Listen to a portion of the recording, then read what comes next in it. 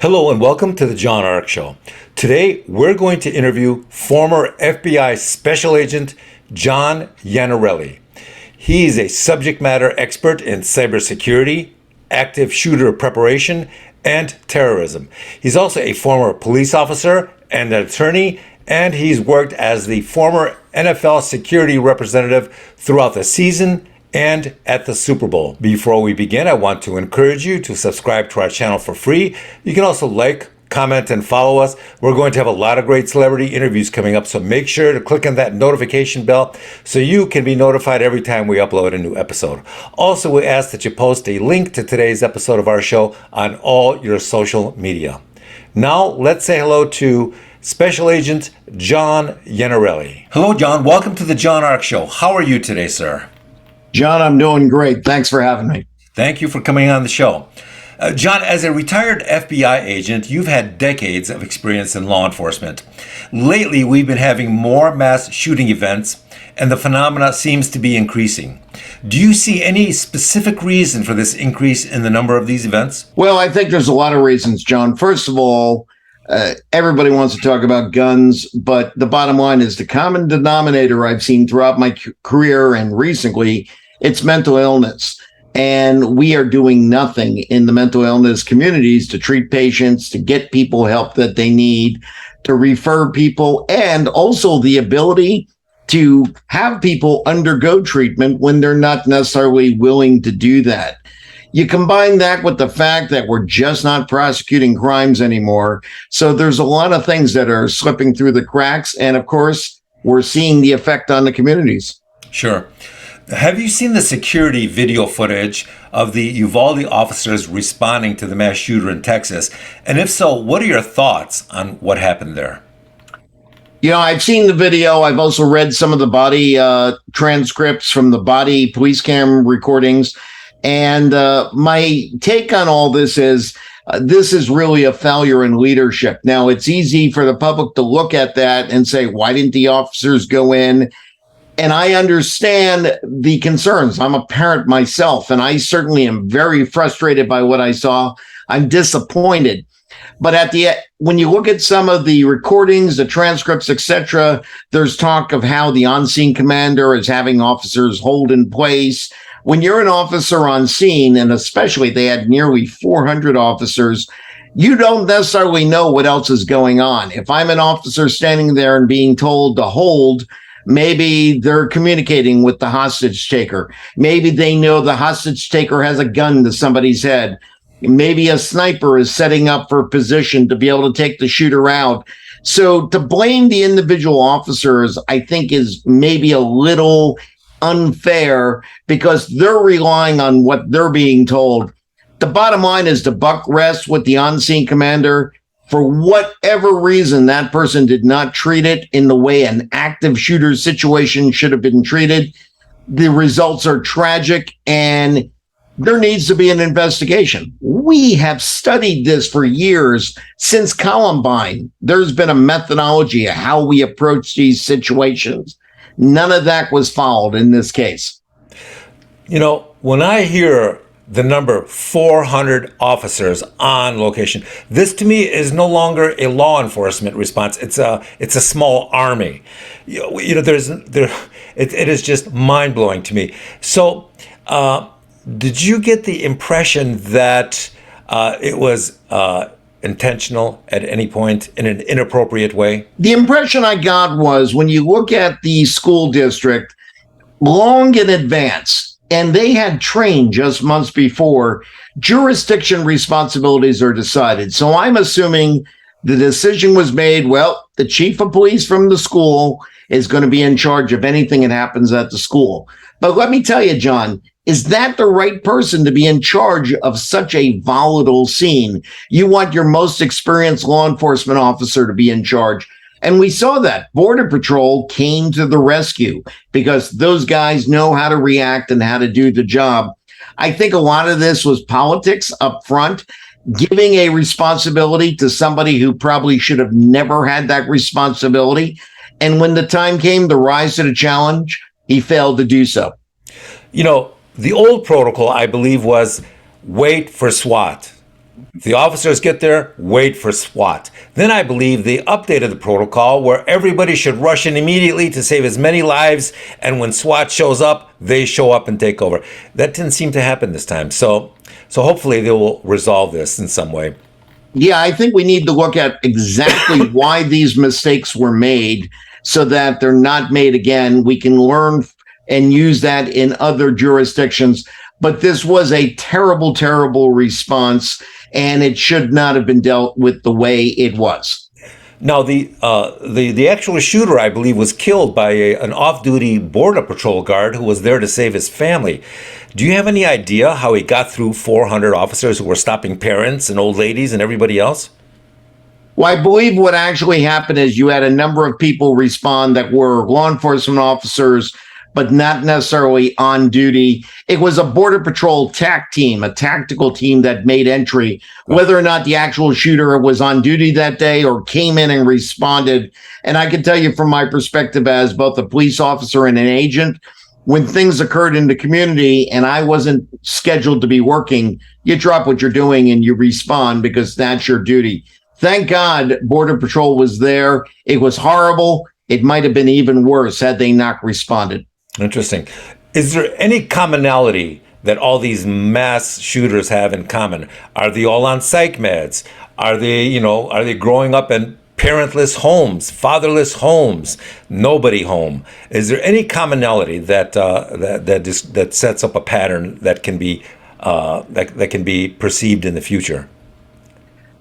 You know, John, the Secret Service did a great job of putting together a report on things to look for in active shooter situations. They're some of the best experts out there because of what they do to protect the president and others. And they identified certain characteristics to look for. And when you look at this list of characteristics, 10 or 15 things, not every single thing is present in every situation, but you do see the commonality. You see the person broken home, for example, ostracized in some ways, going through pressures, either economically, work, or school. And we see some of those in this situation. Here we have a young individual who is being raised by grandparents because of the absence of parents. There were a number of issues at school, including having been bullied himself, etc. And when you look at all these things, in hindsight, there's so many opportunities to intervene and do something. We saw the same thing a couple years ago in Florida with the Parkland shooting. An individual lost both his parents, was now living with family friends because he had nowhere else to live, suspended from school because he was not behaving well. All of those are telltale signs that, hey, this is an individual we can intervene and try to get some help, instead of waiting till something terrible happens and now we need law enforcement to respond. What do you recommend the average individual do to increase the safety of their family and themselves?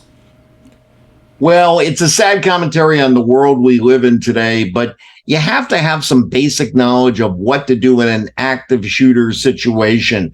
Now, my understanding is the school and the classes had trained and done a fairly good job on the things that they need to do. But just generally speaking, you want to understand the concept of run, hide, and fight. And it's not exactly as it sounds. When we talk about running, yeah, you want to get away, but you want to also put some obstacles in between yourself and the shooter. Turn a corner, find a place you can go to. When you're hiding is not getting under a desk or a table. We've seen that in active shooter situations in restaurants. And all it does is restrict your movement.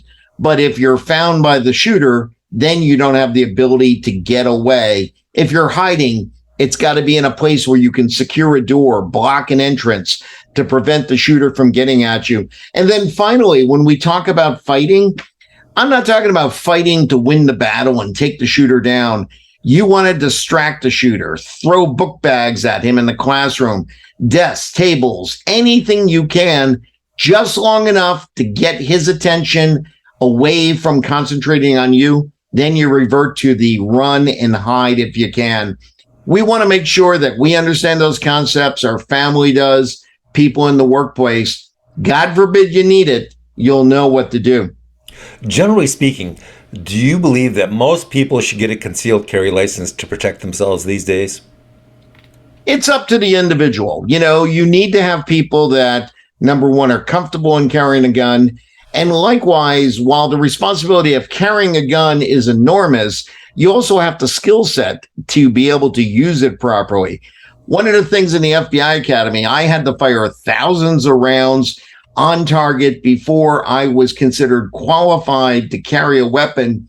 But equally as important, I spent hundreds of hours in the classroom learning when not to shoot, because holding your fire when necessary. For example, if I'm being attacked by somebody and there's a bunch of innocent people beyond the subject, if I shoot at the subject, I run the risk of hurting innocent people.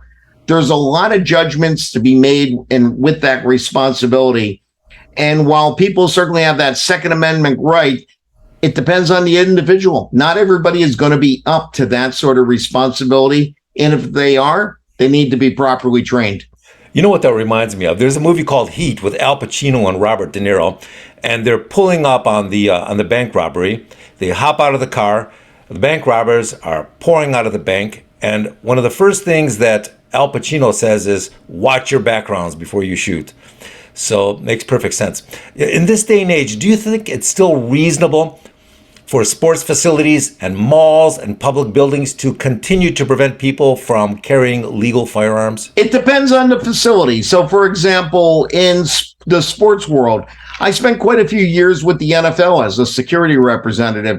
And I could tell you the games you go to on a Sunday anywhere in the country, some of the most secure venues in the world, safest place you could ever be. They have law enforcement that's obvious in uniform. They also have people behind the scenes. So the last thing you want is somebody walking around with a gun who could be mistaken for a bad guy, since they control that venue so tightly. On the other hand, you go to a shopping mall. We just had a shooting situation recently where a young man was there and able to prevent an active shooter from carrying out further carnage. Now, that shopping mall had signs saying no guns allowed on the premises. But of course, no one's checking, unlike a sporting venue or something. There's no magnetometers that people are passing through. So you could put those signs up all day long, but that's not going to prevent a criminal from who wants to commit a crime. They might have signs up that says no shoplifting either, but people are going to shoplift if they so choose to shoplift. What do you make of all the random street violence that's happening out there? If you watch a lot of the surveillance videos on social media now, it appears to be predominantly recreational. By that, I mean, they're not even robbing the victims of the attack. It just seems to be, recreational. Walk up to somebody, beat them up, record it on your smartphone, put it online. It's just recreational. Do you think this is a function of the reduced amount of arresting that's going on? A lot of criminals aren't being arrested, or they're not being held after being arrested, or is this a function of some other sick cultural development? Well, I think both are at play, but the real issue is the failure to prosecute. Cops are going to go out and make arrests when the person they arrest is going to be prosecuted. It's unfair to the officer and the taxpayer to tell officers, go out and arrest people, but nobody's going to be prosecuted. You're wasting that law enforcement officer's time that they could be doing something else, responding to a medical emergency, whatever. So they have to be told and shown prosecutors are going to prosecute cases. Right now, that's not happening in a lot of big cities in this country. And as a result, the criminals know it's free reign. Nobody's going to arrest me. And if they do, no one's going to prosecute me. I get to do whatever they want. We need to get back to law and order. We need to get back to justice. Prosecutors need to be held accountable. Look at the big cities like New York and Chicago. Some of the strictest gun laws in the country, but the highest crime because we're not seeing the prosecution. Did you see the video on the subway yesterday? Apparently, the new sport is teenagers attacking police officers, 4 or 5 teenagers. You can see the video online. And they attack. It's a fist fight. And because they know they're not going to be held if they're arrested. It's, like I said, it looks more recreational than anything else. And it's horrible because the cop is in a terrible position. if the cop was to use force and defend himself beyond just fisticuffs, what's going to happen? That person's going to be criticized. I think the cop actually did a great job considering the circumstances. Remember, he's fighting somebody a lot younger. The cop's wearing a lot of gear, which weighs you down. And people need to understand, too, if a law enforcement officer is on the losing end of a fist fight, he's going to be forced to use a weapon, because who's to say that subject is not going to take the weapon away if the cop is incapacitated? We've seen that happen many, many times where law enforcement officers are shocked with their own weapons when they lose a physical fight. Again, this comes back to these guys need to be prosecuted for assaulting police officers. Once the word gets out, you're going to go to jail. You're going to see a stop to these sort of things. And also, New York police officers no longer have the benefit of immunity. The city has lifted that. So these guys, if they get sued, it's on their dime. They have to hire lawyers at their expenses. And so that's always playing in the back of their minds, you know? You're right. And I don't think a lot of the public understands what qualified immunity is.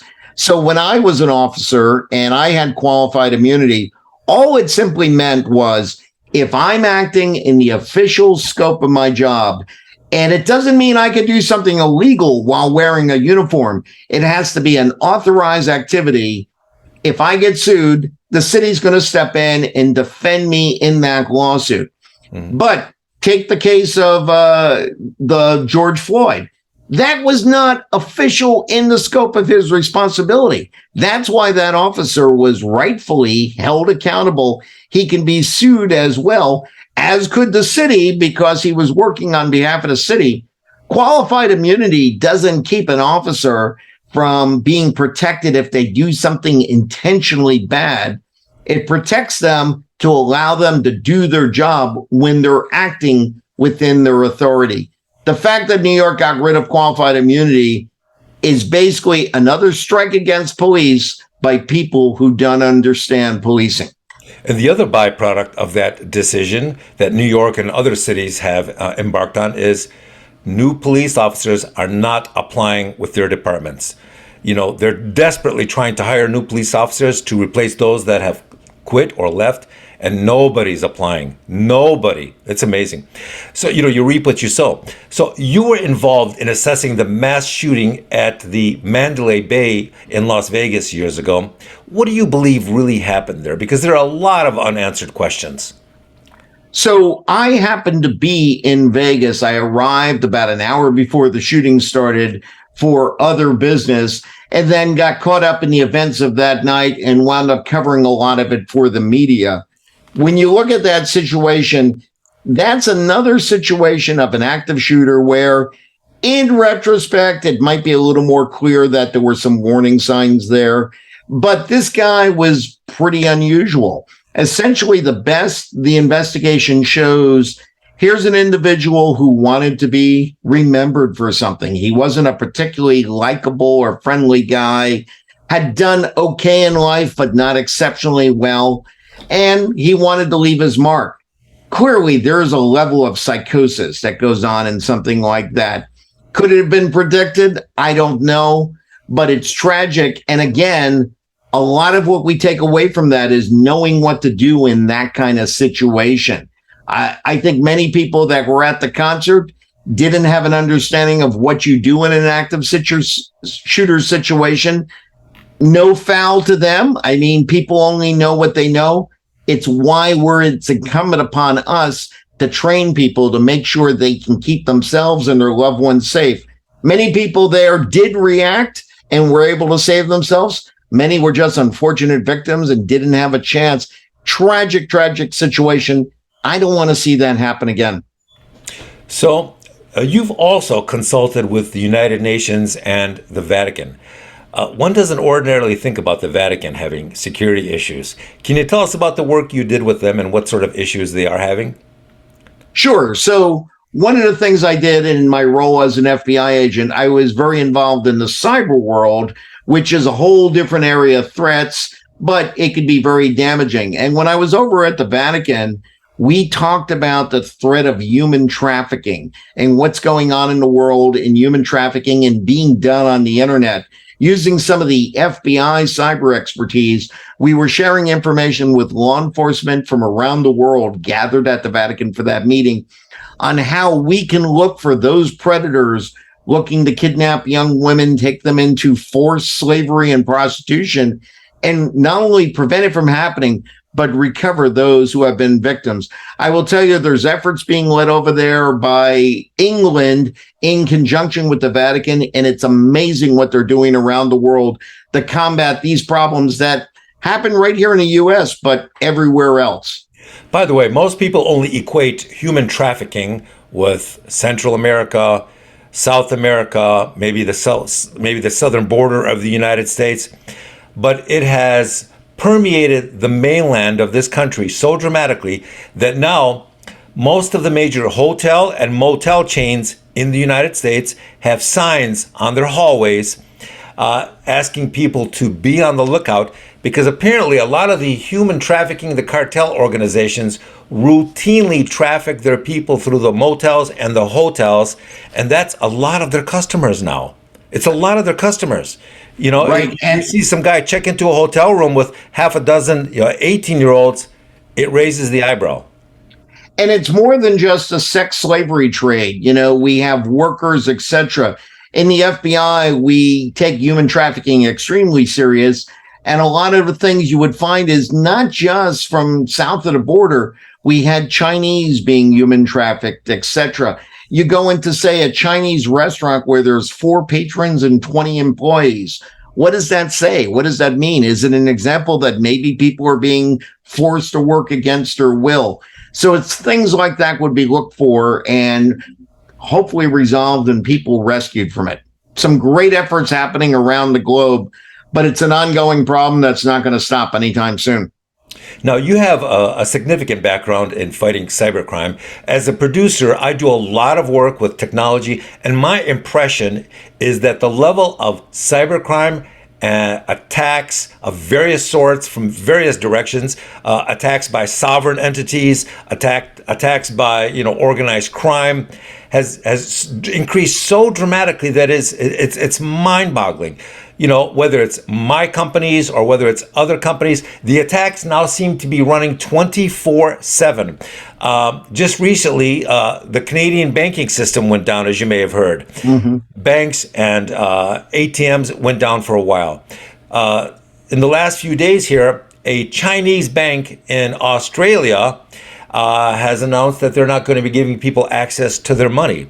So while that's being sorted out, what is your take on the massive assaults going on the banking system, both domestically and internationally? Do you think they're capable of withstanding these attacks long term? Well, the problem with cybersecurity is we're always behind the curve because you develop your defenses based on what you think you could predict.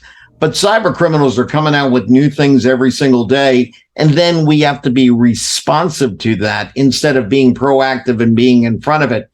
Likewise, we need more people trained in the cyber arts to help with the defense. We are very understaffed in this country. I will tell you, for anyone watching or listening, if you're looking for a new career, cybersecurity, there are so many unfilled jobs. I encourage young people, that's what you want to study in school. If you're looking for a career you'll have for the rest of your life without fears of ever being laid off. We've got to get ahead of the problem, but it's also incumbent upon us to take cybersecurity seriously, having strong passwords, making sure that we're not logging into sites that are nefarious, making sure we're monitoring our credit reports. Because at the end of the day, when a company's hacked, they're not after the company. They're after you, your information, and no one's going to protect you better than yourself. So I heard something really disturbing the other day, and that is that the number one most shoplifted item out there today is, get ready, food.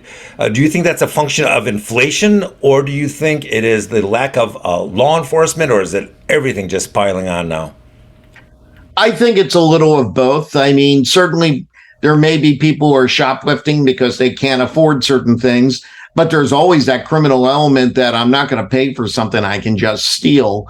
So, and when you look at what the cost of things are, it's gone up so exponentially now. It's ridiculous what we're paying today versus what we were paying a year or two ago. And it's not just food, it's everything. So when we look at vehicles, for example, catalytic converters are being stolen because they're hard to get and they're so expensive. You can make a lot of money by quickly taking one off of a parked vehicle. Crime across the board is exploding. Again, it goes back to a lot of different issues with the economy, but it goes back to law enforcement and prosecution. You hold people accountable, they're going to be less inclined to steal. You know what else intrigued me? I have to tell you. It used to be that you had to be fairly sophisticated to be a successful hacker. Now, that's no longer the case. Now, on the dark web, you can purchase these technical bots to either steal personal information or to counterfeit currency, whatever you want to become proficient or expert in. You purchase the bot. You can be a complete moron. You purchase the bot software and it goes on the prowl, performing these crimes and then sending the money back to your Bitcoin account or wherever you direct it. It's giving rise to the notion of idiot criminals, idiot hackers having brilliant crimes performed by them, for them by these bots. It's amazing. And you know, every generation has a segment of society that's going to turn to crime. And what we're seeing now is as the next generation comes aboard, they've all grown up with technology. So whereas cyber criminals of a few years ago had to learn the technology to go out and commit crimes, it's going to be common knowledge for the next wave. There'll probably come a day where you'll see less theft of convenience stores, banks, etc., because going online and stealing money from the safety of behind your computer where no one's going to shoot at you and make a lot more money in the process, criminals are going to figure that out. It's only going to continue, which is why we need to be so focused on protecting ourselves in the cyber world. Throughout your career, I'm sure you've encountered a lot of crime and a lot of criminals. Did you ever find yourself in a situation where you thought, this may be it for me? I don't know how we're going to get out of this. Well, there's always a couple of events every law enforcement officer has where you look back and you say, boy, we got lucky there. But that's why you train and that's why you develop the skills. And also, I will tell you, law enforcement has gotten very smart over the years. When I was a young officer, you were expected to go out and make an arrest by yourself, not think twice. Now, especially in the FBI, it's very organized. We do operation plans. We work in teamwork. We train together so you know how your partner's going to react. And as a result, even though the world's getting more dangerous, officers are doing a good job of keeping themselves protected. But I will tell you, it is a dangerous world. Look at the number of officers this year alone that have been killed. So the fact that they're doing such a good job is amazing compared to how difficult it is out there. I don't envy any cop on the street today. So let's pretend you're a middle-class guy. Your house got burglarized last week. You've had enough. You're fed up. What part of the country do you think people should move to if they're considering finding a safer environment to raise their kids? Would it be Florida, Texas? What's your guess? You know, you're going to find crime everywhere, and even you could move to a great safe area, but all you need is one opportunist criminal to come along. I'm always amazed when I go places and people tell me they don't lock their doors. I'm like, I didn't know those days still existed because I'm fanatical about locking the doors, turning on the alarm, etc. Obviously, if you're in some of these big cities that are not pro-prosecution, pro-law enforcement, you're probably putting yourself at a little more at a risk. But regardless of where you live, you should not let your guard down. You don't want to be paranoid. You just want to be aware. You want to be prepared. You want to take steps. It's just making a little bit harder for the criminal. They try my door and it's locked. They're going to move on and maybe try somebody down the block whose door isn't locked. Well, John, before we wrap this up, is there anything you would like to promote, and how can people contact you? Well, I appreciate the opportunity to do so. So I will tell you, I've written a number of books on topics on how to keep yourself safe, what to do in an active shooter situation. I go out and I speak to the community, businesses about this type of thing exactly. I'm an easy guy to find. Go to my website, fbijohn.com. All the information is right there. And one of the best things your listeners and viewers can do, if you're on Twitter, follow me at fbijohn. At fbijohn. Every single day I put out a tip on what to do, how to keep yourself safe. Follow me, make yourself a little bit safer. Nice, nice. Well, John, I want to thank you for appearing on the John Ark Show. I believe that the work you've done has probably saved a considerable number of innocent people. And because of that, you have our ongoing respect, and you're always welcome back on the show, my friend. Well, thank you for having me, John. I look forward to coming back someday. Thank you. Bye-bye. Have a great day. So that was fun. I enjoyed it. Hopefully you did too. Yes, thank you. So when the show is done, we'll email you a link to it, and we ask that you post it on your social media. I'd be happy to do that. Thank you so much. Thank you, John. Thanks. Take care now. Bye-bye. Bye now. I want to thank our viewers for watching once again and tell you that we're going to have more great celebrity interviews coming up. Remember to subscribe to our channel for free and click on that notification bell so you can be notified every time we post a new story. Thank you, and we shall see you soon. Bye-bye.